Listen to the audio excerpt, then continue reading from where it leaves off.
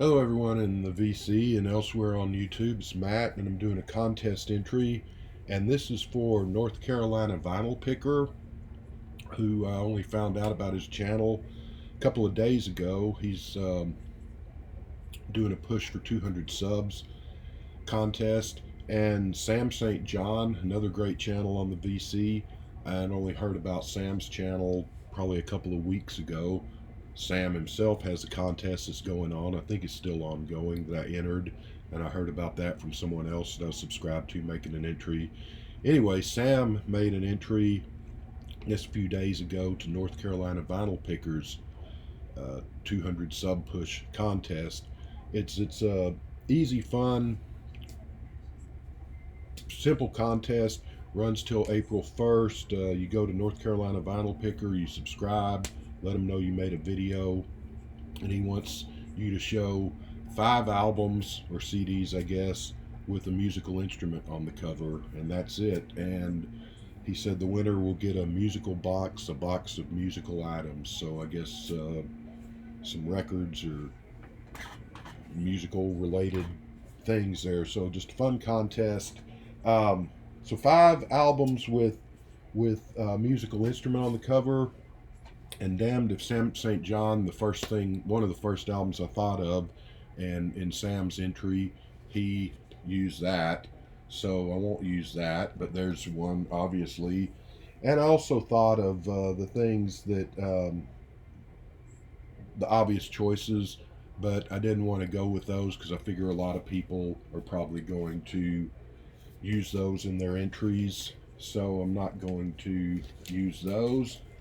And I started thinking, well, albums with musical instrument on the cover, and I could think of some off the top of my head, but I thought, well, I don't know, it's got to be kind of tough. Can't think of just but a few. Started looking through my record collection, and before I knew it, I'd found 30, 40 albums with musical instruments on the cover. I'm not going to show you 40 albums, but so I had to cut off myself. But I'm going to do the 5, and then I've got 3 just little bonus things to show just for fun. But the 5 I'm going with, not a huge fan of live albums, but there are some exceptions, and there are some live albums that I dearly love. This is one of them. So Curtis Mayfield, Curtis Live, there he is playing guitar on the cover. Just looks so cool. You know, you could probably have taken a picture of Curtis Mayfield going out to get his mail or take the trash out, and he would have looked cool as hell. He's, super fly after all. But great live album. Anyway, Curtis Live, great singer, great guitarist, just a legend. Love Curtis. I'm not going to get through this without showing the Kinks, of course. So, the Kink Controversy album, and there's Dave playing guitar on the front cover, which is kind of a fun album. This was their 3rd album in England. Of course, in America, just like the Beatles and the Rolling Stones, the record companies sort of left tracks off, added tracks so they could squeeze out extra albums. But this is their 3rd proper album in England. And while their first 2 albums are great, because after all, you really got me, and Stop Your Sobbing and all that on the first album, and the second album's really great too. They're really cover heavy, so this is sort of where the Kinks really find their sea legs, I guess. And this is the first really. I love the first 2 albums, so this is the first just flat out classic Kinks album, and then the 5 albums that would follow this are just some of the best albums ever made. But this, while not just slightly below that league, is still a stellar, just great album. Anyway, the Kink Controversy. Slater Kinney, one of the few 90s bands that I kind of like, did an album. I think it was called Dig Me Out. I used to have it on CD, and I don't think I do anymore, but they parodied this cover with, they only have 3 members, so they got 3 girls up there and one of them playing guitar down there. Kind of a neat little tribute to the Kinks, but can't go wrong with Kink Controversy. Essential. So you got that. The other one, like I showed, Sgt. Pepper and Born to Run, saying, those are the obvious choices. Probably a bunch of people are going to show those. But I am going to go with one obvious choice. And believe it or not, I don't have this on vinyl anymore, so you get the CD London Calling, probably my favorite album of the 70s. There's that whole, was it released in the 70s or 80s, because it came out in late 79 in England and early 80 in America. But just an iconic cover, with Jones smashing the guitar there. Reminds, of course, it pays tribute to the first Elvis album with the lettering and the color there, and kind of makes me think of that old ad with Pete Townsend with the Gibson SG, and he's behind his back, and the ad says, "This guitar has 5 seconds to live." I don't know that the Clash regularly smashed up instruments. I saw them. I was lucky enough to see them in concert twice, and they didn't smash up anything that I remember. Put on a great show each time. So I don't know if that was sort of a one-off thing, but I think that picture was taken of a concert they did in New York, if I'm not mistaken. But classic album, just essential album, 10 out of 10 album, and just an iconic cover. Love that cover. Wish I still had the vinyl copy of it. I need to do that one of these days. So we've shown 3 with guitars, so let's do some other stuff. This is John Lennon, Once Upon a Time, and there is a drawing by John of, I guess that's John or just some random guy playing piano. So this was the John Lennon anthology set, which was a 4 CD set that came out, I think, in the late 90s. It was sometime after the Beatles anthology, which was a lot of, like the Beatles anthology, it was just a lot of Lennon demos and outtakes and so forth. And I don't think that was ever released on vinyl that I know of, but this 2-album set just sort of collects a sampling of the whole 4 CD set. So this is hard to find nowadays. This is out of print. I don't think, I could be wrong, I don't think this actually came out in America. It might have only come out in England.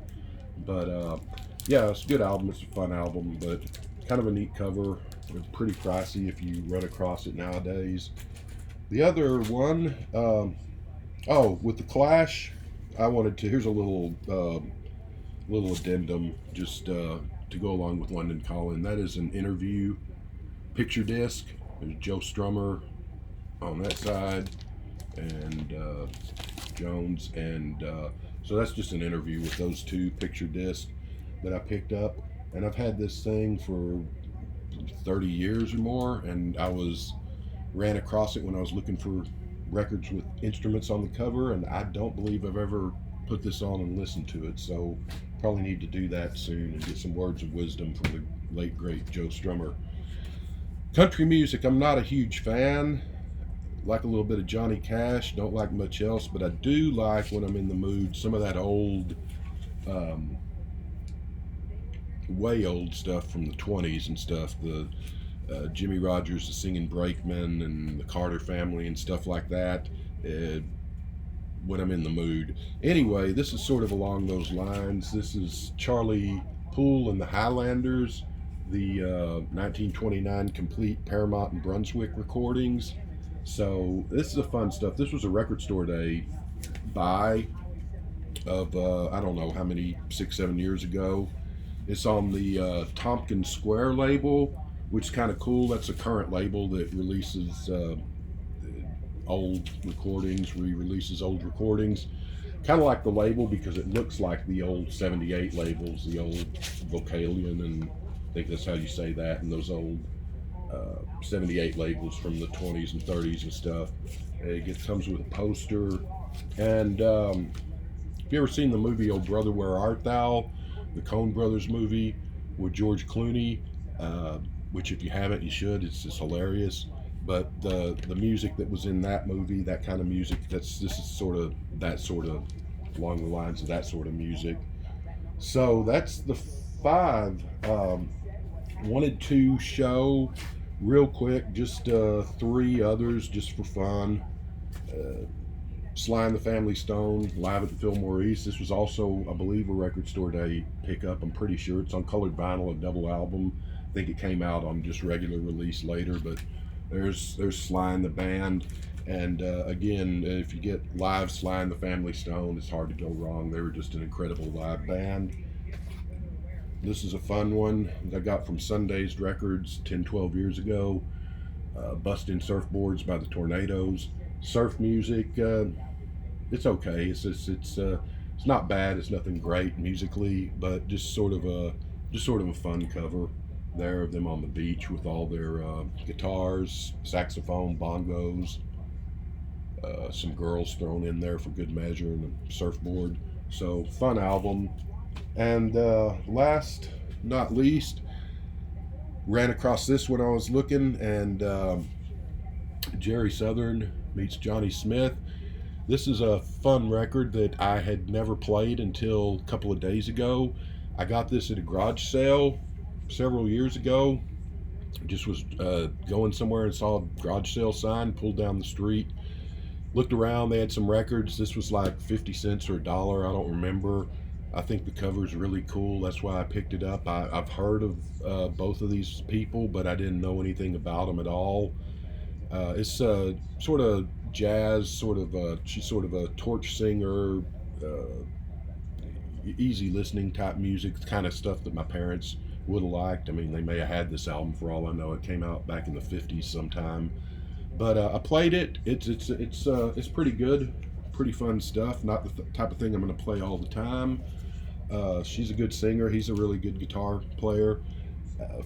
Just sort of the easy listening, cool jazz vein of guitar playing. And I love the cover. It's got a Leonard's department store sticker on it, which was a department store in Fort Worth here that cost $3.99. A long gone department store that was downtown, and you used to could park in the parking lot on the edge of downtown, and they actually had a subway that went from the parking lot to the store in the middle of downtown. So a lot of fun memories of going to that store when I was a kid. It closed probably early 80s or something. The label, the roulette label there, pretty cool. And there's some other albums on the same label. For a buck, not so bad. I like I said, I just got it for the